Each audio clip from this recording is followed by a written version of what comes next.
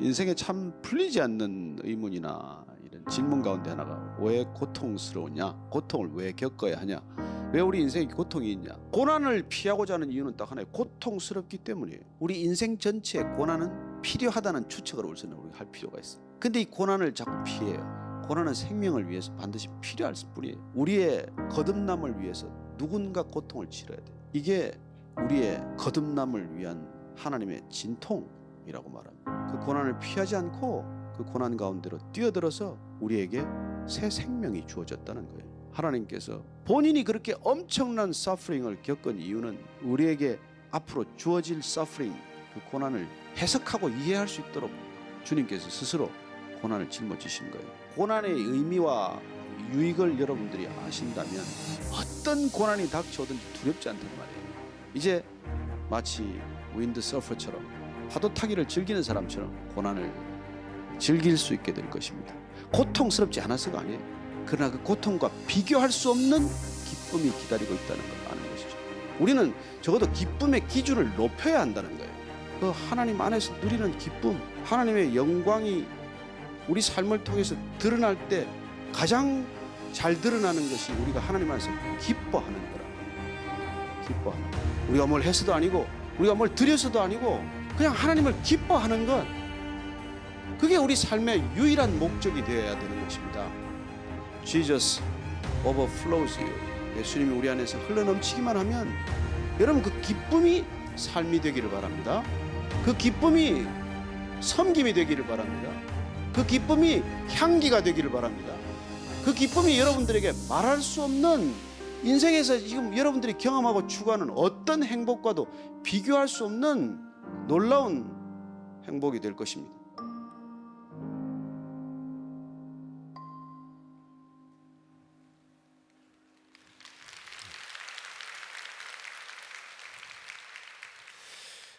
네 번째 시간 주제어가 Suffering and Joy, 고통, 고난과 기쁨으로 되어 있는데 성경 말씀 한 절 제가 또 읽고 시작하겠습니다. 요한복음 17장 13절인데요. 제가 읽어드리겠습니다. 지금 내가 아버지께로 가오니 내가 세상에서 이 말을 하옵는 것은 그들로 내 기쁨을 그들 안에 충만히 가지게 하려 함이니라.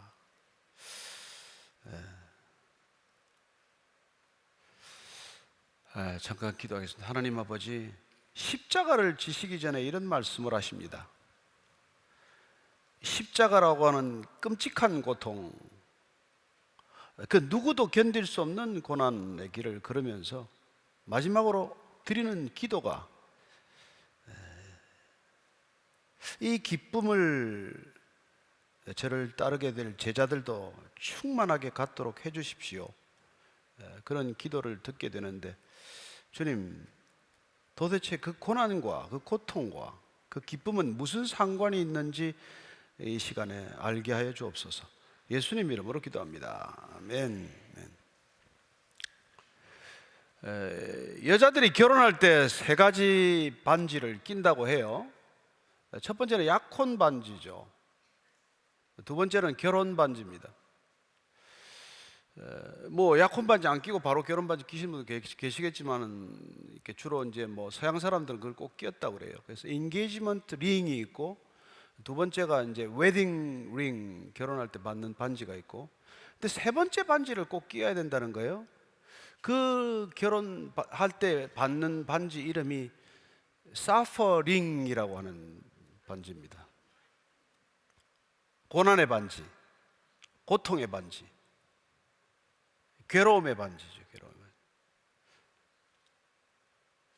결혼 반지 하나만 받는 게 아니라는 거예요.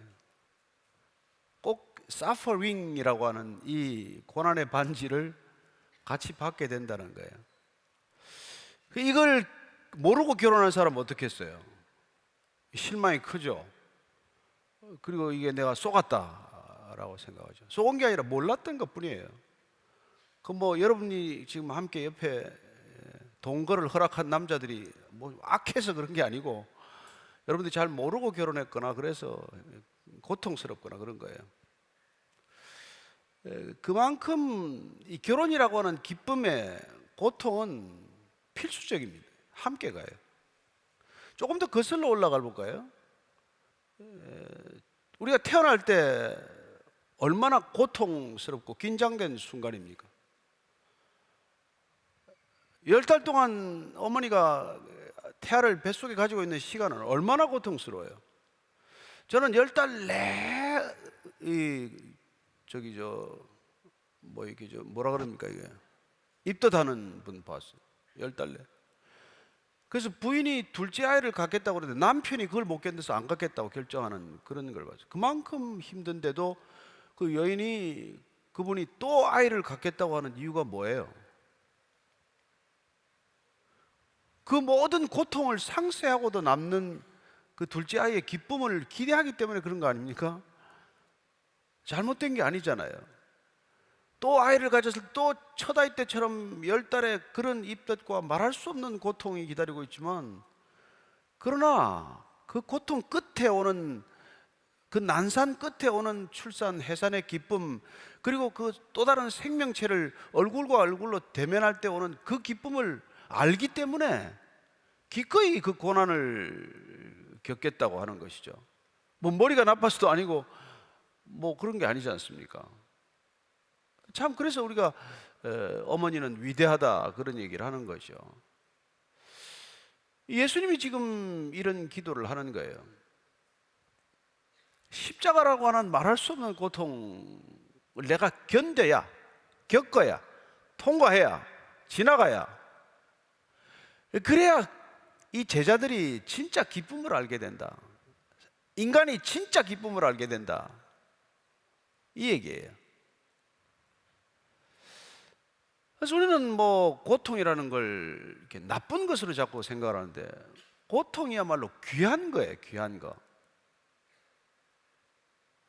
저는 그 입이 2번 돌아갔을 때, 이거 제가 이제 저를 고쳐주신 분이 계신데, 그 아주 훌륭하신 선교사님이세요.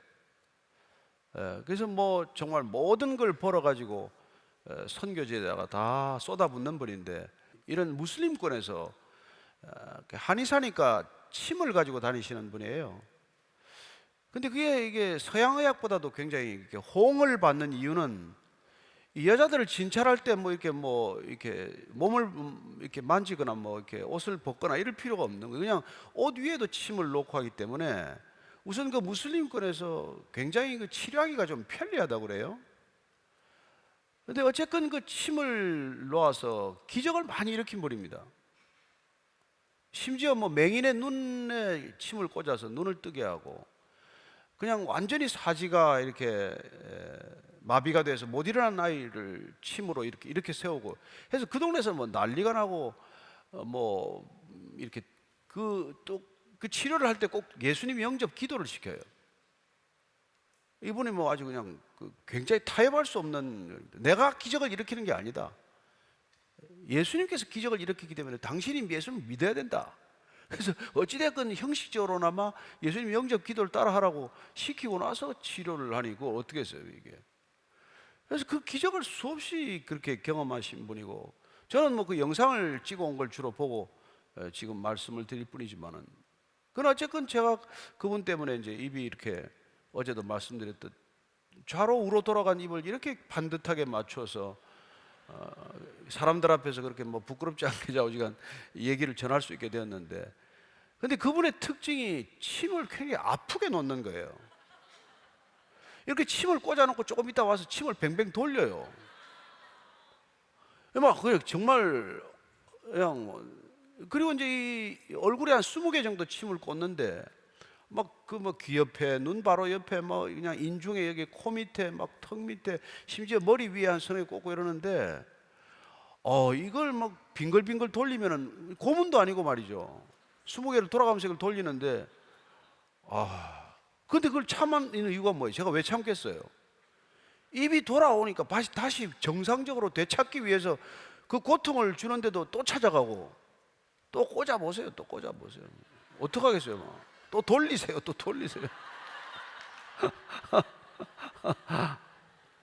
눈물이 뚝뚝 나요. 막 그냥 뭐. 근데 제가 참는 편이어서 막 그냥 아프다고 꽝을 지르거나 그러진 않는데, 그냥 사지게 그냥 막 그냥 주먹을 꽉 쥐고 이를 깨물고 그냥 그 고통을 참는단 말이에요. 그런데도 불구하고 제가 그 고통을 기꺼이 감수하는 까닭은 어떻게 해든지 그 입을 돌이켰을 때 되돌아온 입의 기쁨을 누리기 위해서 참는 거예요. 이게 구안와사라고 부르는 이 입이 돌아가는 현상, 여기 뭐 겪은 분도 혹시 계시겠지만 처음에 그 증상이 나타나면 기가 막힌 게 눈이 깜빡거리지 않아서 눈에서 눈물이 나기 시작을 하고 눈이 찢어질 것 같이 아픕니다. 아프고 그 다음에 입이 돌아가서 이제 침이 흐르기 때문에 내 마음대로 먹지도 못해요. 먹으면 줄줄 새요. 그러니 사람이 뭐 정상적인 생활이 불가능하고 뭐 사람을 만날 수도 없고 밖에 나갈 수도 없고 이제 그런 거죠. 어쨌건 그런 고통이 있어야 한다는 것이죠. 따라서 여러분, 생명과 고통은 불가분입니다. 생명과 고통은 그야말로 뭐 동전의 앞 뒷면이라고 해도 과언이 아니에요. 그래서 고통을 피하려고 해서는 안 된다는 거죠. 고통을 우리가 즐기라. 그 뭐 세디스트도 아니고 고통을 즐기라고 말하기도 어려운 일이지만 고통은 생명의 일부다. 우리 삶의 일부다. 우리 존재의 일부다. 이렇게 받아들여야 되는 거예요. 받아들여야 되는 거예요. 인도의 선교사가 역할을 했던 그 폴 브렌트라는 분이 계세요. 아버님이 선교사였고 선교를 하다 돌아가셨어요. 의사였는데. 그래서 어머님이 철수를 했다가 다시 또 인도로 들어가서 하다가 아들을 또 의사로 만들어서 아들이 인도에서 나환자 사역을 했어요. 뭐 여러분 아시다시피 나환자 사역이 결코 쉽지 않지 않습니까? 그러면서 이 아들은 젊은 시절에 막 부모에 대한 원망도 있고 내가 어쩌다가 이런 부모를 만나가지고 인도 땅에서 살게 되었나, 별 기쁨이 없었어요. 그리고 늘 나환자들하고 접촉하고 하면서 혹시 나도 감염이 어느 날인가 언젠가는 내가 이러다가 되고 말지 하는 불안감이 늘 있었다고 그래요. 그분이 쓴 책을 보면. 근데 그러다가 어느 날 이분이 집에 돌아와서 방으로 들어가는데 아내가 아니 여보 당신 왜 신발을 신고 들어와? 그래서 이분이 이제 퍼뜩 깨달은 거예요. 그러고는 밖에 나가서 신발을 벗어놓고 자기 방에 들어가서 주사 바늘을 가지고 발 뒤꿈치를 찔러보니까 감각이 없는 거예요. 그 순간 올 것이 왔구나. 올 것이 왔구나. 여러분, 한센시 병이라는 게 고통이 없어지는 병이에요. 고통이 없으면 좋은 병 아닙니까? 아니잖아요. 고통이 없기 때문에 손가락이 떨어져도 모르고 코가 떨어져 나가도 모르고 걷다가 되게 뭐 발가락이 떨어져 나가고 화상을 입는 이유는 불에 들어가도 뜨겁지 않기 때문에 그냥 그렇게 신체가 그냥 절단돼도 모르는 거죠. 손가락이 다 날아가요. 뭐 저희들이 그런데 가서 여러분들 한번 보신 분들을 보면 알겠지만 참 너무나 안타까운 병 아니에요? 근데 그 병이 예수님 때부터도 있지 않습니까? 그래서 이제 폴 브렌트라는 의사가 감각이 없어지는 그 순간에 기도를 시작합니다. 간절하게 기도를 시작하는데 그 기도가 뭐겠어요? 통증이라는 감각을 돌려주세요. 밤새 기도하는 게 통증을 느끼게 해주세요. 통증을 느끼도록 다시 회복할 수 있도록. 다시 말해서 고통의 감각을 회복하게 해주십시오. 그런데 다행히 이분이 일시적인 마비 현상에 그쳤지 그게 아닌 게 판명이 돼가지고 다시 회복이 됐어요. 그래서 감각을 되찾고 나서 이분이 얼마나 눈물을 흘렸겠어요. 감사의 눈물을. 무엇 때문에? 다시 고통스러움을 알게 되었기 때문에, 고통을 깨닫게 됐기 때문에.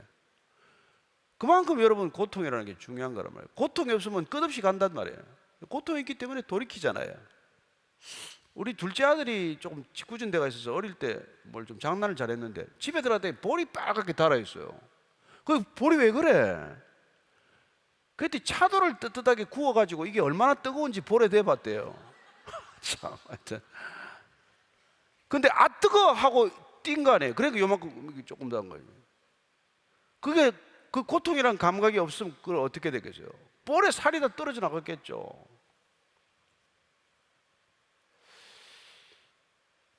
저는 여러분들이 이 고통이 인생에서 상황적, 환경적으로 확산된 걸 우리는 고난이라고 말하고, 조금 더 큰 규모를 우리는 환난이라고 되게 표현하지만, 뿌리는 뭐 이게 힘들다는 거예요. 고통스럽다는 거예요. 근데 그 고통이 의미가 해석이 되면 견딘단 말이에요. 왜 내가 이걸 겪어야 돼? 모르기 때문에 답답한 거예요. 이 고통이 해석만 되면 고통을 향해서 뛰어드는 사람이 된단 말이에요. 저는 뭐 그런 짓을 잘 안 합니다만, 그걸 번지 점프 왜 합니까? 왜 밥 먹고 할 일이 없으면 좀 쉬지, 거기 올라가서 로프를 감고 왜 뛰어내리는 거예요? 근데 어쨌건 그 두려움을 이기고 고통을 이기는 짜릿한 감각이 있으니까 그렇겠죠. 그러나 그건 감각적인 거란 말이에요. 감각적인 거. 저는 뭐 스키도 잘 이해를 못해요. 왜 그 무거운 거 지고 뭐 올라가가지고 또 내려오고 또 내려오고 왜 그러는지 모르겠어요. 다리 부러지고 또 다치기도 많이 다치고 말이죠. 골프는 또 더러운 여름에 더운데 그 뭘 채를 갖다 한두 개도 아니고 13개를 가방에 담아가지고 싣고 말이죠. 쇠 채를 갖다 휘둘러 대면서 공을 손으로 차면 너 집어 던지면 어떻고 볼로 차면 어떻습니까? 왜 꼭 잣대로 쳐야 돼요, 그 공을 갖다가? 뭐 때문에 그걸 그 여름에 더운데 땀을 뻘뻘 흘리면서 그걸 하냔 말이에요. 그 공기가 그렇게 나쁜 날도 나가고 말이에요. 천둥과 번개가 쳐도 나가고 말이죠. 왜 그래요? 하여튼 뭔가 그게 그 나름대로 그 쾌락이 있으니까, 나름대로 그 기쁨이 있으니까 그걸 나가는 거란 말이에요. 그래서 저는 이 고통이라는 건 관점의 차이구나. 순전히 우리가 해석의 문제구나. 그래서 신앙이란 이 고통을 해석하는 능력이에요. 인생의 고통을 해석하는 능력이라고요. 뭐 되게 어떤 종교에서는 이 인생을 고해라고 말해요. 고통의 바다라고 말해요. 인생은 고해라고 말해요. 자, 예수 믿고 나서 어디 바뀌었겠어요? 아니에요. 아니, 고통의 바다가 아니에요. 은혜의 바다예요. 은혜의 바다. 고통은 은혜의 바다 위에 일어나는 물결에 불과해요. 파도. 그래서 이 물결을 타는 사람들을 우리는 서퍼라고 말합니다. 파도 타기를 하는 사람이죠. 그 파도를, 어마어마한 파도를 타는 사람들이 있어요. 왜 탑니까? 파도가 고난이 아니라 파도가 오히려 기다리는 사람이에요. 그 파도가 큰 파도를 찾아다니고 큰 파도를 그냥 뚫고 윈드 서핑을 하는 거예요. 우리는 뭐 좀처럼 그런 일을 안 하지만은 그 고난, 파도의 고난을 이해하는 사람은 파도 타기를 하러 나가는 것이고, 뭐 잔잔한 파도는 타지도 않아요. 그거 탈 수도 없고, 큰 파도가 와야 파도를 뜨고, 적어도 10m, 13m 되는 파도를 타야 기쁨을 느끼는 사람이란 말이에요. 그래서 우리는 왜 예수님을 통해서 그런 고난에 해석되는 능력을 갖게 되냐? 그분이 고통의 클라이맥스까지 갔기 때문에 그래요. 그래서 우리는 십자가상을 보통 교회에 걸어놓아요. 그 십자가 왜 걸어놓습니까? 고통의 상징이에요. 고난의 상징이에요. 그 고난이 우리 인생의 문제를 해결했다라는 심볼이에요. 인생의 고통과 인생의 고난이 해결된 아이콘이라고요, 이 십자가가. 나중에 마지막 시간에 한 번 더 그 십자가 얘기를 다루겠지만, 어쨌건 우리는 이 고통이 해석될 때 기꺼이 고통 가운데로 뛰어들 수 있다는 것입니다. 저는 예수님을 통해서 고통이 해석이 됐단 말이에요. 그래서 예수 믿고 나서 저는 세상적으로 말하면 하나도 잘 된 거 없습니다. 아니, IMBC CEO 하다가 내려놓는 게 뭐 잘한 겁니까? 그 CEO 되면 적어도 비서도 있고 기사도 있고 차도 나오고 말이죠. 비서하고 기사가 떨어지니까 제 업무 효율이 3분의 1, 5분의 1이에요. 다 내가 해야 돼. 예약도 내가 해야 되고. 고통스러운 시간이 말도 못해요. 그러나 10달 동안의 고통을 우리가 감내하고 출산의 기쁨을 맛보듯이 인생의 그 많은 고통들이 궁극적으로 가져올 기쁨으로 해석되기 때문에 우리는 그 고통을 성가시하거나 힘들어하지 않는다는 말이에요.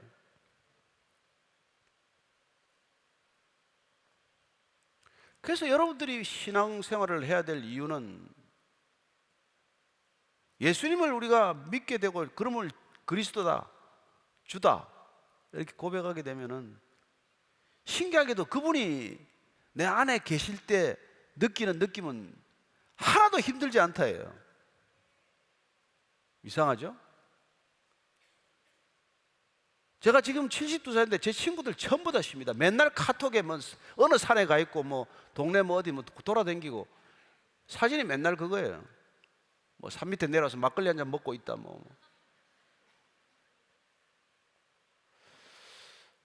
저도 뭐 미국에 있는 손자도 만나고 싶고 뭐 이렇게 평범하게 살고 싶지만 여러분들 만나서 제가 이렇게 얘기하고 이 가운데 혹시 예수 한 번 믿고 인생이 바뀌는 걸 제가 얼마나 큰 기쁨이라는 걸 알기 때문에 제가 지금 당장 뭐 이 순간 뭐 쓰러지는 한이 있더라도 제가 이 얘기는 하고 죽겠다 이 결심이에요. 이 기쁨은 바꿀 수 없는 기쁨이에요. 그래서 제 아내가 입이 두 번째 돌아가니까 더 낙심이 되고 절망이 되고 제가 그렇게 물었어요. 당신 이 길 가는 거 맞나? 주님한테 한 번 더 물어봐라. 어떻게 이 지금 가면서 그렇게 입만 돌아가고 심장 수술하고 이게 뭐냐 도대체? 예수님이 안 불렀는데 지금 네 혼자 지금 따라가는 거 아니냐? 제가 그랬어요. 여보, 정말 나 예수 안 믿을 때 즐겁게 살았다. 밤마다 술 먹고 기쁘고 말이지. 포카도 제가 하면 한 75% 승률이 돼요.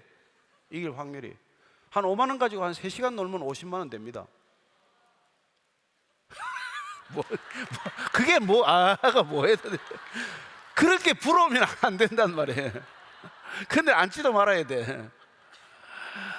뭐 피박에 쓰리고 해가지고 뭐 한 180 정도, 108 정도 나고 뭐 그런 거 하면 안 된단 말이에요.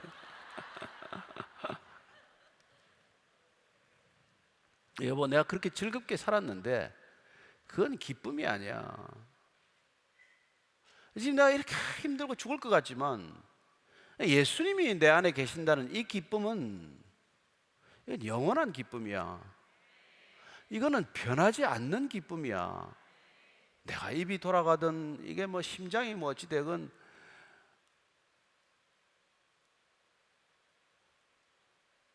그래서 제가 기쁨을 갖다가 Jesus overflows you라고 그렇게 이름을 지은 거예요. 예수님이 내 안에 흘러 넘치는 거. 어제 말씀드린 내 잔이 넘치나이다는 그런 기쁨이에요. 예전에는 술을 먹고 뭐 골프를 치가지고 뭐 싱글을 치고 뭐 버디를 하고 뭐 이런 게 기뻤지만 그게 아니라 그건 잠시의 즐거움. 그게 즐겁지 않다는 건 아니에요. 그것도 즐거움이에요. 쾌락이에요. 그러나 그거하고는 비교할 수 없는 그 영혼의 기쁨이 있단 말이에요. 격이 다른 기쁨.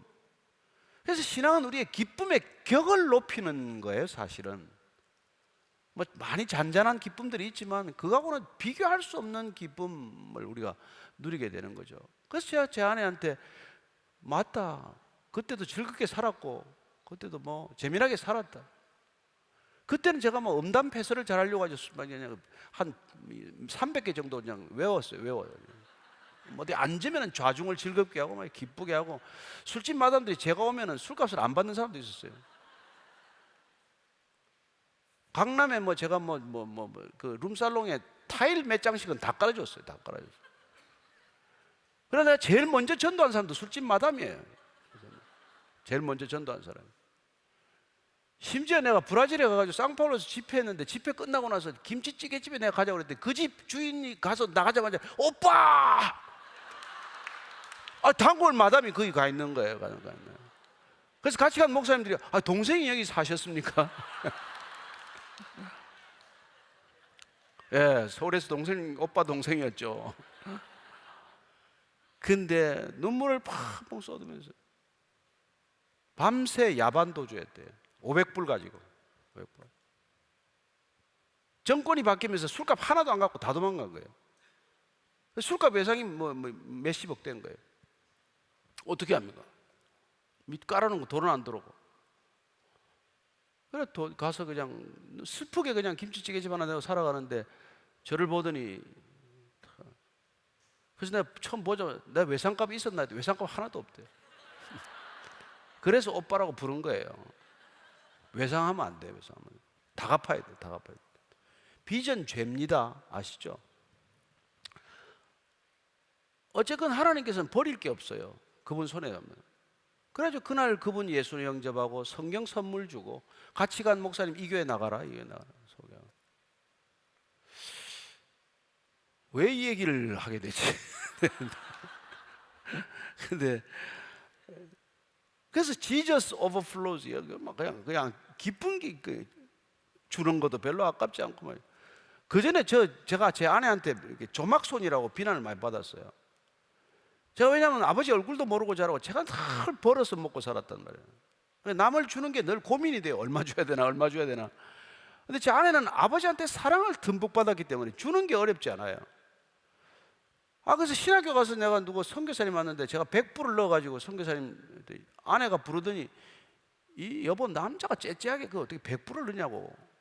손은 작아가지고 막 속에서 열이 없는데 너 평생엔 돈 벌어봤어. 어디다 대고 지금. 근데 신기하게 300불 넣었더니 그 다음 달에 3,000불이 들어오더라고. 그런 걸 박수 치면 안 된단 말이에요. 그러니까. 그런 걸 기복신앙이라고 한단 말이에요. 그런 일이 있을 수 있지만, 그래서 3,000불을 기대하고 300불을 헌금하는 사람이 있단 말이에요. 그런 사람은 헌금을 내질러요. 복권 사듯이 내질러가지고. 어제 여기 우리 박한길 회장님하고 얘기 잠깐 나누면서 말이죠. 정말 훌륭한 칼럼을 하나 쓰셨더라고. 우리 박 회장님이 말이죠. 저기 양화진 선교사 묘에 가가지고 그 젊은 나이에 말이죠. 왜 여기 와서 죽냔 말이에요. 애들 다 죽고 말이지. 뭐 변별이 사역도 못하고 죽었어요. 그게 감동이 돼가지고 이분이 짧은 글이지만 글을 썼는데, 이 사람들이 다 축복이구나, 축복. 그 축복이 스스로 복을 걷어차버린 축복이구나. 우리는 그저 복을 빌고 복을 쌓고 복을 어떻게 하든지 더 많이 가지려고 하는 이 축복을 생각하는데, 그 미국에서 잘 살던 사람들이, 아이빌리그 다니던 사람들이, 부모로부터 다 사랑받던 사람들이 그 먼 땅에 배를 타고 조선 땅에 와서 30대 죽어버린 이 아이들은 복을 스스로 걷어찬 거구나. 걷어찰 축자, 이걸 써서 복을 아주 걷어찼구만. 그런 걸 느끼셨다고 하는데 제가 얼마나 감동이 됐는지 몰라요.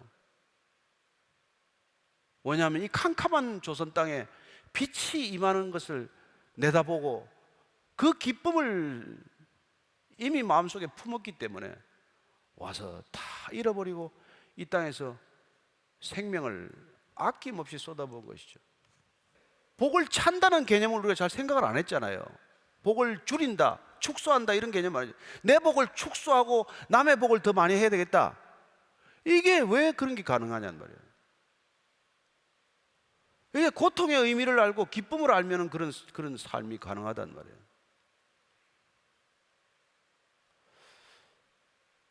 그래서 저는 여러분들이 정말 예수 안에서 내가 더 복받는 존재가 아니라 이미 복을 받은 걸 어떻게 하면 이게 발로 걷어차고 이걸 남한테 그냥 넘겨줄 수 있을까? 를 생각하고 사는 사람인데 어떻게 기독교인이, 진정한 그리스도인이 이기적일 수가 있겠습니까? 불가능해요. 아니거나 아니면 이타적이지 이기적인 그리스도인은 없단 말이에요.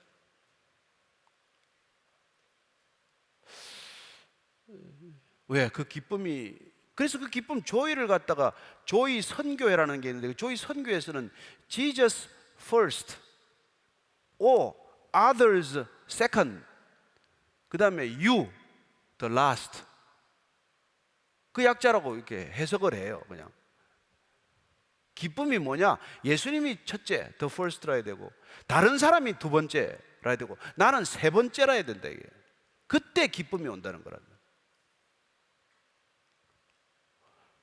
그래서 이 기쁨을 아는 사람들은 절대로 여러분 실망하지 않습니다. 우리 안에 이미 가득하기 때문에. 그래서 우리 성경에서는 아브라함을 이제 믿음의 조상이라고 하는데, 아브라함이 믿음의 조상이 된 까닭은 그가 우선은 하나님께 그냥 제안을 선뜻 받아들였기 때문이에요. 너 본토 친척 아비 집을 떠나서 내가 내게 지시할 땅으로 가라. 그러면 내가 내 이름을 창대하게 할 것이다. 내가 내로 큰 민족을 이루게 하고 내 이름을 창대하게 하고 너로 복이 될 것이다라고 말해요. 너를 축복하겠다라고 먼저 말하지 않습니다. 내가 복이 될 것이라고 말해요. You will be a blessing. 내가 복이요, 복. 근데 뭘 복을 찾아? 하나님을 만난 사람은 자기가 복이에요, 복. 복을 더 달라고 말하지 않아요. 그런 기도하지 않습니다. 주기도문이 뭐예요? 예수님께서 그 당시에 모두 기도문이 있어요. 유대인들은 쉐몬의 에스레라는 거 18가지 기도문이 있어요. 다 복 달라는 기도예요. 근데 예수님은 제자들에게 그런 기도 대신에 어떤 기도를 가르칩니까? 하늘에 계신 우리 아버지요, 아버지 하나님의 이름이 거룩히 여김을 받고, 하나님 먼저예요. 하나님의 나라가 임하게 하시고 하나님의 뜻이 이루어지게 하시고 하나님이 먼저 이 땅에 이루어지게 해달라. 그 다음에 일용할 양식을 좀 달라는 거고, 그 다음에 우리의 빚을 탕감해 달라고 말해요. 빚을 탕감해 달라고 말해요.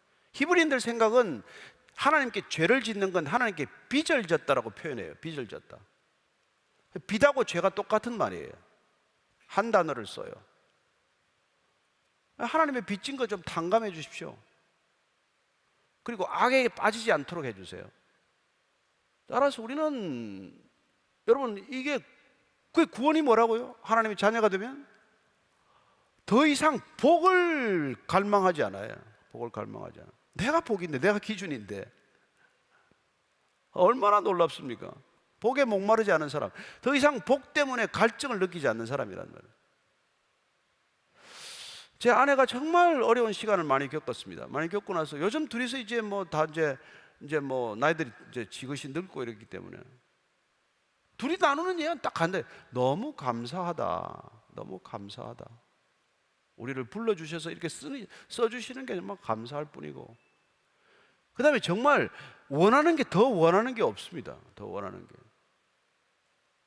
그저 좀 도와주는 사람 좀 더 도와줬으면, 좀 어려운 사람이 있으면 좀 자꾸 볼 때마다 힘드니까. 교회에도 어려운 사람이 많습니다. 교회가 서울에 강남에 있지만 강남에도 어려운 사람이 많아요. 또 강남에 있는 사람은 교회가 옵니까? 시골에서도 오고 심지어 어디 먼 데서도 오는데, 저분들이 좀 더 그냥 예수님을 더 잘 알게 되고, 그리고 좀 더 필요가 채워졌으면 하는 그런 거죠. 저는 오늘 이 시간 여러분들이 기억을 하십시오. 조이라는 건, 여러분, 내가 행복한다고 기쁘지 않아요. 내 행복은 지극히 작은 거예요. 엄마가 기쁜 게 뭐가 기뻐요? 애가, 여러분, 정말 밥 잘 먹고 건강하게 자랄 때 기쁜 거지, 애가 병들면 엄마가 기쁜 게 하나도 없잖아요. 그러니까 우리가 보통 가장의 기쁨이라는 건 가족이 기쁠 때 기쁜 거지, 내가 기뻐서 기쁜 게 아니란 말이에요. 제가 그걸 모를 때는 나 혼자 술에 취해가지고 얼마나 기쁘게 사는지 몰라요. 늘 술에 취해가지고 노래 부르고 들어오고 말이죠. 기분 좋으면 좀 5만 원짜리 갈라주고 말이죠. 애들이 아픈지 애들이 친구를 누굴 사귀는지, 아내가 뭐 때문에 힘들어하는지 아무 관심이 없어요. 그냥 혼자서 기분 좋으면 콧노래 부르고, 혼자서 성질나면 차례로 불러가지고 야단치고. 그러나 우리가 정말 신앙 안에서 점점 성숙해지고 어른스러워지고 진짜 기쁨이 뭔지를 알게 되면은 그런 쾌락을 다 버리게 돼요. 그래서 제가 예수 믿자마자, 좀 죄송한 얘기지만은 이제 또 주일 또 예배도 드려야 되고 하니까 할 수 없이 골프 다 끊었죠. 끊고 보니까 끊을만 하더라고. 또 끊어지더라고요. 그전에는 한 3, 4개월 약속이 안 돼 있으면 마음이 불안했어요. 이거 채워야 되는데. 그리고 뭐 필드 나가가지고 치고 나면 또 연습장으로 가가지고 또 해 떨어질 때까지 연습장에서 또 칼을 갈고. 그래서 70개를 치면 뭐하고 80개를 치면 뭐하는데, 그거 뭐 할 건데 그렇게. 참 인간은 끝이 없습니다. 그리고는 여러분, 이 그렇게 기쁨이 차오르면은 세상의 부조리에 대해서 분노하지 않게 돼요. 문제의 원인이 밖에 있는 것이 아니라 내 안에 있다는 걸 알게 돼요. 이 가정이 잘못된 게 내 가족들 때문이 아니라 나 때문이다, 이걸 알게 된다는 거예요. 그래서 불만이다, 내가 불만스럽다, 이거는 내 안에 하나님이 안 계시다는 증거예요. 하나님이 계신데 불만족하지 않아요. 그래서 존 오트버거라는 목사님이 그렇게 말해요. 불만이란 하나님이 계셔야 할 자리에서 하나님을 밀어낸 것이라고 말해요. 영어로는 좀 표현 죄송하지만 영어를 써야 그 맛이 나요. Disappointment, 이게 실망이에요. Disappointment comes from disappointing God. 하나님을 밀어낸 자리에 불만이 생겨요.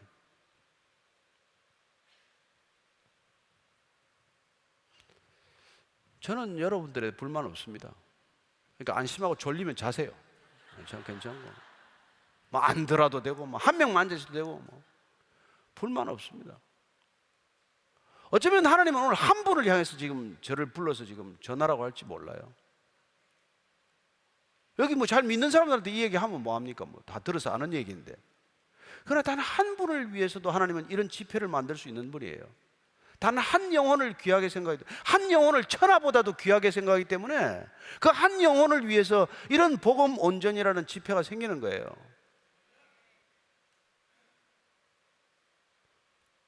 그리고 그 한 영혼이 돌아오는 걸 예수님께서는 그 잃어버린 양 한 마리를 지고 어깨에 지고 돌아올 때 그 목자가 막 콧노래를 부르고 얼마나 기뻐서 어쩔 줄은 몰라요. 아니 99마리가 중요하지 한 마리가 뭐가 중요해요? 한 마리 좀 잃어버리면 어때요? 안 그렇단 말이에요. 이 세상이 왜 이렇게 여러분 종말이 가깝대도 종말이 안 옵니까? 예수님께서 뭐 종말이 가까운 것처럼 말씀하시는데 왜 이렇게 2000년이나 지나도 끝이 안 났습니까? 단 한 영혼이라도 더 구원에 이르도록 하기 위하여 시간을 조금 더 허락한 거란 말이에요. 성경에 보면은 1000년이 하루 같고 하루가 1000년 같다는 표현이 나와요. 그래서 예수님이 하루 참으면 1000년이 가는 거예요.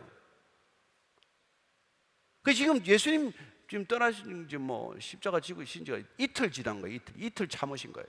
2000년이면. 우리는 땅의 시간을 살아요. 그러나 여러분, 하나님은 하늘의 시간 속에 계신단 말이에요. 영원이라는 시간 속에 있어요. 영원이라는 시간은 과거, 현재, 미래가 동시라는 것을 뜻합니다. 우리는 사실 과거도 없고 미래도 없어요. 사실 우리도 보면은 지금이라고 하는 시간밖에 없는 것이죠. 그럼에도 불구하고 기억이라는 것을 통해서 과거의 시간을 가지려고 하고 희망이라는 걸 통해서 미래의 시간을 가지려고 하지만 실제로 우리가 존재할 수 있는 건 지금이라는 현재밖에 없지 않아요. 마찬가지로 하나님에게도 시간 전체가 현재라고, 현재. 따라서 그 현재에는 과거가 녹아있고 미래가 녹아있기 때문에 과거, 현재, 미래가 한꺼번에 존재하는 우리가 이해할 수 없는 시간이라고, 그걸 하늘의 시간이라고 그러고, 그게 이 시간에 땅의 시간 속에 침투해 들어오는 걸 시간을 우리는 카이로스의 시간이라고 불러요. 우리가 살아가는 크로노스는 연대기적인 시간, 2021년 다음에 2022년이 오고 내년에 2023년이 되는 시간이지만 카이로스의 시간은 그렇지가 않아요. 그래서 예수님이 십자가에 달린 사건은 2000년 전 사건이지만 그게 카이로스의 시간으로 인식이 되면 지금 나를 위해서 일어난 사건이고 우리를 구원할 수 있는 여전히 유효한 사건이 된단 말이에요. 2000년 전에 팔레스타인에서 한 청년이 죽은 거하고 나하고 무슨 상관이 있어? 라고 말하는 게 크로놀로지컬한 사람들의 시간관념이지만 우리가 영원이라는 시간 속에서 그분의 사랑 안에 잠기기만 하면은 그 모든 시간들이 해석이 때문에 그래서 과거가 해석이 되는 것이고 그래서 미래가 이미 우리 안에 들어와 있는 거기 때문에 우리는 보이지 않는 미래, 가보지 않은 미래를 이미 손바닥에 쥐고 있는 것처럼 살아가기 때문에 믿음이란 바라는 것들의 실상이요 보지 못하는 것들의 증거라고 말하기 시작하는 것이죠. 그래서 하나님께서 그 시간 속으로 우리를 끌고 들어가기 위해서 우리의 고정관념을 깨뜨리는데, 그 깨뜨리는 과정이, 작업이 suffering, 고통, 고난이라고 우리가 느낀단 말이에요. 야, 힘든데 이거 그냥 단번에 구원해 주시면 안 되나 말이야. 그냥 데려가시기 전날까지 내 마음대로 살게 해두고 그냥 딱 마지막 날만 데려가면 안 되나? 그 십자가의 강도처럼. 그게 아니고, 여러분, 이 고난의 시간 전체가 우리에게는 사랑이 몸에 이렇게 훈제되는 시간이에요. 따라서 이 고통 가운데 있는 하나님의 사랑의 손길을 우리가 느낄 수 있어야 됩니다. 그리고 그 고통의 의미가 해석이 돼야 되고, 이 고난의 의미가 이렇게 깨달아져야 되고. 어떤 목사님이 이게 자녀가 없었어요. 자녀가 없었는데 하나님한테 기도를 그렇게 했대요. 좀 사랑을 알 수 있게 해주십시오. 제가 사랑이 부족합니다. 저도 좀 성도들을 막 사랑하고 싶은데 늘 사랑이 부족하다는 것을 제가 이렇게 느끼고 있습니다. 하나님, 저를 불쌍히 여기셔서 제게 사랑을 좀 채워주십시오. 그런데 그 기도를 드리고 임신이 됐어요. 아내가 8년 만인가 임신이 됐는데, 출산을 하고 보니까 다운 증후군 아인 거예요. 하나님, 어떻게 이럴 수 있습니까? 왜 이러십니까 저한테? 네가 사랑을 알게 해달라고 하지 않았니? 또 기도를 했더니 그런 답변. 그리고 이 아이는 내가 특별히 내게 맡긴 아이란다. 이 아이는 내가 사랑하는 아이다. 하여튼 그래서 부부가 그냥 너무 펑펑 울고 그 아이를 감사하게 다시 생각을 하고 잘 키우겠다고 서약하고 잘 키우고 있어요. 그 아이의 부족함을 볼 때마다 더 하나님을 의지하고 더 하나님의 사랑을 본인들이 받아야 이 아이를 사랑할 수 있다는 것을 알게 되고, 우리 눈으로는 이해가 되지 않지만 고약스러운 하나님 같고 말이야. 그렇지만은 내가 너희들에게 안심하고 맡긴 아이니까, 다른 가정에 맡길 가정을 찾다가 내 가정에게 특별히 맡긴 거니까 사랑의 선물로 잘 받으라고 그랬다는 거예요. 누군들 그걸 원하겠습니까마는. 그러나 참, 그래서 여러분, 우리 홀트 아동복지회나 6.25 때 버려진 아이들 많고 컴패션 이런 데도 애들 있지만은, 여러분, 여기 정말 우리 한국 가정도 아무도 안 키우는 애들을 왜 데려갑니까? 왜 입양을 시킵니까? 그리고 또 멀쩡하게 잘생긴 애들이 아니라 지체 부자유자들을 왜 입양합니까? 이해할 수 없는 거 아닙니까? 그게 그들에게는 고통이 아니라 고통을 넘어서는 사랑이라는 것을 이미 알기 때문에. 제가 신학교 다니는 우리 그때 구약학 교수님 한 분은 자녀가 5명이에요. 그런데 3명을 입양을 했어요. 이해를 못해요. 요새 한둘도 힘들다고 못 키우는 반인데 자기 자녀들 5명을 키우면서 또 어떻게 3명을 입양합니까? 근데 다 웃어요. 한 번도 얼굴에 이게 근심이 없고 얼굴에 이렇게 찌푸리는 법이 없어요. 항상 웃으시고 항상 수업 시작하기 전에 어려운 학생들을 위해서 기도해주고 시작을 하시고, 사랑이 차고 넘치는 분이에요. 여러분, 지금 사랑을 필요로 하십니까? 예. 그러면 더 고통스러운 상황으로 여러분 자신을 밀어 넣어 보시기 바랍니다. 편한 곳에서는 사랑이 안 느껴집니다. 몸이 편하고 더 힘든 데 가야, 더 어려운 데 가야, 우리 자신을 의지해서는 도저히 살 수 없는 환경에 가야, 그래야 그분의 사랑이 느껴지는 것이죠. 힘드시더라도 힘내시고 예수님을 더 믿으시고 과감하게 도전하십시오. 내가 할 수 있는 일은 하나님의 일이 아닙니다.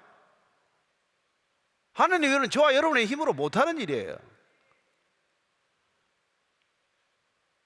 그래서 저도 53살에 제가 신학교 도전해봤고 영어가 돼서 간 거 아니에요. 영어 여러분 갔더니 뭐 80%도 안 들려요. 정말 신학교는 제 힘으로 다닐 수 있는 데가 아니에요. 근데 그 뭐 80% 그거는 안 알아들어도 되는 말이고 못 알아듣는 건 꼭 알아들어야 되는 말이에요. 그래도 뭐 어떻게 4년 동안 버텨서 하고 교회가 시작이 됐어요. 교회가 개척교회가 13명 시작해가지고 제가 졸업할 때 뭐 670명까지 부흥해서 가장 큰 교회가 됐어요. 말할 수 없는 고통이 말할 수 없는 고통 정말로. 그러나 그랬기 때문에 나는 내가 한 게 없다는 걸 알았고 하나님이 다 하셨다고 고백할 수밖에 없는 거죠. 그렇습니다. 하나님이 나와 함께 하셨다는 이 기쁨 때문에 그 고통이 더욱 해석이 되고 그 고통은 더욱 큰 기쁨으로 연결된다는 것을 안 것이죠.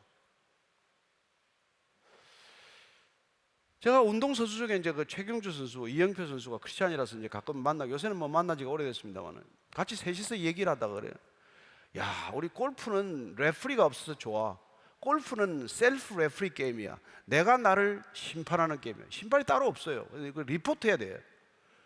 자기 자신에게 정직해야 돼. 그러면서 이제 이해가 나온 게, 야, 축구는 그 심판 때문에 막 불법으로 하고 그 공정하지 못한 심판 때문에 그 축구 하겠냐 그거 이제 최경주 선수가 이렇게 얘기를 했어요. 그때 이영표 선수가 정말 성숙한 대답을 하는 거예요. 불공정한 심판도 게임의 일부라고 받아들여야 된다는 거예요. 제가 깜짝 놀랐어요. 불공정한 것 때문에 열을 받으면 게임 다 망친다는 거예요. 불공정하게 했구나로 지나가야 된다는 거예요. 제가 퍼뜩 깨달았어요. 인생에 우리가 보기에는 불공정한 게 얼마나 많아요. 근데 이 불공정한 것도, 이 고통도, 이 고난도, 이 모든 것도 인생의 일부분이다. 인생 전체를 받아들이자. 이 인생 전체가 하나님의 손 안에 있다. 하나님의 통치 안에 있다. 이걸 받아들여야 우리의 신앙은 자기 고집에서 벗어난단 말이에요. 자아에서 해방된단 말이에요. 그래야 진짜 신앙인이 되는 거예요. 그래서 누가 좀 얼굴이 자유롭게 생겨도 잘생겼습니다. 너 왜 그 안 고치니? 이렇게 얘기 안 해요. 조금 손 좀 대봐. 제 아내가 참 미인입니다. 이뻐요. 근데 쌍꺼풀이 없어. 그거 해보고 싶은 게 꿈이래요. 나는 못하게 하냐고요. 야, 누가 그걸 봐줘야 되는데 내가 보면 내가 좋다는데 왜 그거 자꾸 하려고 그러냐고. 나는 그 눈이 더 좋아요. 이 쌍꺼풀 이상하게 해놓으면 별로잖아요, 사실. 잘 되는 게 별로 많지 않더만 보니까. 그래서 그냥 없으면 없는 대로 살아요. 저는 있어요. 원래 있어요. 그랬더니 또 제가 한 줄 알아요, 사람들이. 목사가 뭐 한다고 쌍꺼풀 수술하겠어요. 자, 그래서 저는 여러분들이 오늘 이 주제 고통이라는 게 정말 큰 선물 보따리 가운데 포함된 거라는 거, 패키지라는 걸 기억하십시오. 그래서 그것마저 감사하게 되기를 바랍니다. 그래서 신앙이 성숙한 사람들은 고통이란, 고난이란 위장된 축복이다라고 말하는 것이죠. 고통이라는 포장지에 쌓였지만은 내용물은 은혜다. 그 고난이 은혜다. 그 고난이 없었다면 내가 여기까지 오지 않았을 텐데, 그 고난이 없었다면 우리가 이 신앙의 자리까지 못 왔을 텐데, 이렇게 된 거예요.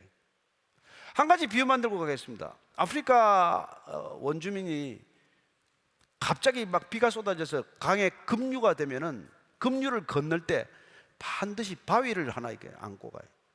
큰 바위를 하나 딱 안고, 힘들지만 죽을 힘을 다해서 이 바위를 안고 발을 딛고 한 걸음 한 걸음 가는 거예요. 그래야 안 떠내려가요. 안 떠내려가요. 이 바위 때문에. 이거 버리고 가고 싶지만 이게 나를 지켜주는 거란 말이에요. 멀리 가보면 우리 인생의 고통 때문에 우리가 세상에 떠내려가지 않았다는 것을 알 수 있게 됩니다. 힘들더라도 껴안고 가십시오. 버리지 마십시오. 그거 버리면 같이 떠내려갑니다. 세상 속에 떠내려갑니다. 저는 여러분들이 세상의 물줄기를 거슬러 올라가는 생명력을 가지고 살게 되길 바랍니다. 죽은 물고기는 다 떠내려가요. 생명력이 있는 물고기는 물살을 거슬러 올라갑니다. 연어는 남대천을 거슬러 올라갑니다. 몸이 찢어져도 거슬러 올라가요. 거기 가서 또 연어가 알을 낳습니다.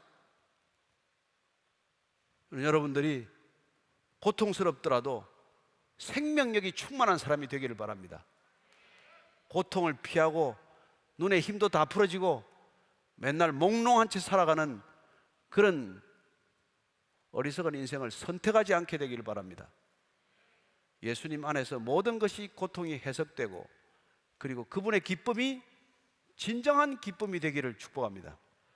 기도하겠습니다. 하나님 아버지, 참 기쁨, 주님께서 우리 안에 계심으로 얻는 변하지 않는 기쁨, 꺼지지 않는 기쁨, 사라지지 않는 기쁨으로 살게 하여 주옵소서. 예수님 이름으로 기도합니다. 아멘. 아멘.